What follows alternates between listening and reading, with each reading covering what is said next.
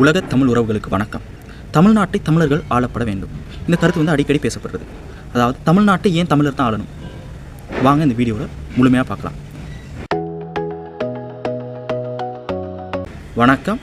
தமிழ்நாட்டை தமிழர்கள் ஆள வேண்டும். இந்த கருத்தை பார்த்தோம்னா தமிழ்நாட்டை தமிழர்கள் மட்டும்தான் ஆளணும் அப்படின்றத வலியுறுத்துகிற ஒரு விஷயமாக காணப்படுது. ஏன் தமிழ்நாட்டை தமிழர்கள் மட்டுமே ஆளணும்? இது யார் சொல்கிறாரு அப்படின்றதும் உங்களுக்கு நல்லாவே தெரியும். நாம் தமிழர் கட்சி என்டிகேயின் தலைமை ஒருங்கிணைப்பாளரான சீமான் அவர்கள் அடிக்கடி வலியுறுத்திக்கிட்டு வர ஒரு விஷயமாக காணப்படுது. தமிழ்நாட்டை தமிழர்கள் தான் ஆளணும் அப்படின்னு சொல்கிறது. சரியா?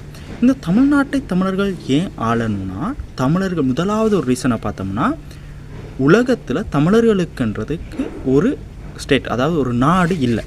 தமிழர்கள் முழுமையாக ஆட்சி செய்கிறது ஒரு நாடு இல்லை. தமிழர்களை எடுத்துக்கொண்டால் உலகத்தில் பெரும்பாலான நாடுகளில் தமிழர்கள் அதிகமான அளவில் வாழ்ந்து கொண்டு வராங்க. பெரும்பான்மை அப்படின்றது இல்லை, அதிகமான அளவில் வாழ்ந்து கொண்டு வராங்க.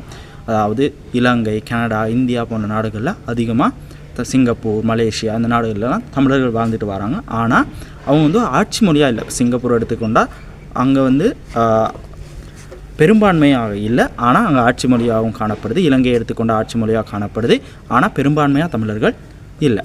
இந்தியாவை எடுத்துக்கொண்டால் தமிழ்நாட்டில் ஆட்சி மொழியாக தமிழ் காணப்படுது. மொத்த இந்தியாவை எடுத்துக்கொண்டால் அங்கே வந்து பெரும்பான்மையாக தமிழர்கள் இல்லை. அதாவது தமிழ்நாட்டில் மட்டும்தான், அதாவது தமிழ்நாடுன்றது இந்தியாவில் ஒரு ஸ்டேட்டாக காணப்படுது.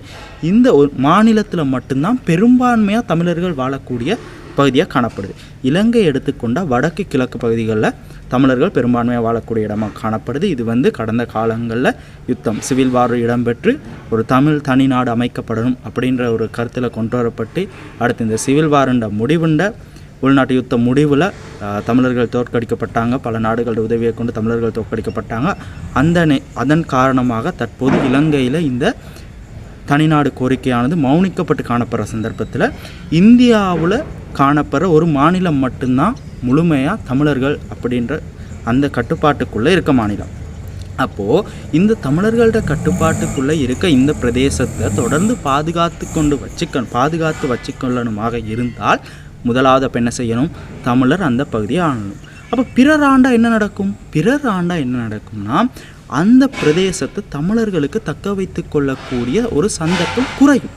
எப்படி குறையும்னு சொல்கிறீங்க? ஏன் அப்படி சொல்கிறீங்க? பிறர் ஆண்டா தக்க வச்சு கொள்ளக்கூடிய சந்தர்ப்பம் இருக்கும் தானே அப்படின்னு பார்த்தோம்னா, இந்தியாவில் அதாவது தமிழ்நாட்டுக்கான வரையறைகளை நிர்ணயிக்கும் போது, ஒரு போர்டரை நிர்ணயிக்கும் போது, அந்த போர்டர் கூட நிறைய இடங்களில் விட்டு கொடுக்கப்பட்ட சந்தர்ப்பங்கள் இருக்குது.